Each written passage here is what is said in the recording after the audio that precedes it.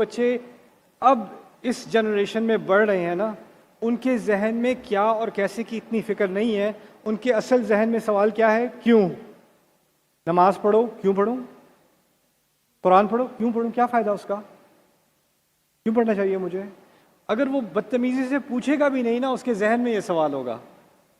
اور اصل چیز جو اسلام جس پر حاوی ہوتا ہے نا، وہ جسم نہیں ہوتا، وہ ذہن ہوتا ہے، دل ہوتا ہے.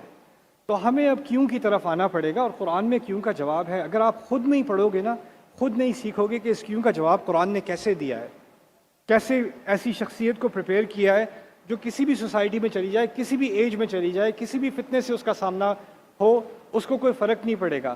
ابھی آپ دیکھیں آج کل جو ٹرینڈ ہے آن لائن، لوگ کہہ رہے ہیں اب اس ٹرینڈ کا ہم کیسے جواب دیں.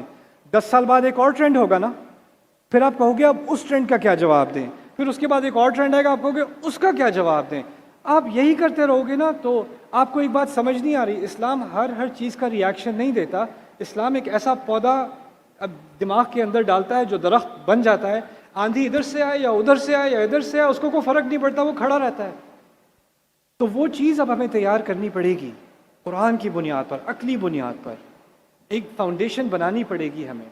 ہم بچے مجھے آ کے کہتے ہیں، ینگ لوگ آ کے کہتے ہیں میں قرآن پڑھ رہا ہوں. کیا مطلب ہے قرآن پڑھ رہا ہوں؟ حفظ کر رہا ہوں. حفظ قرآن تھوڑی ہے، وہ تو آپ یاد کرنا سیکھ رہے ہو.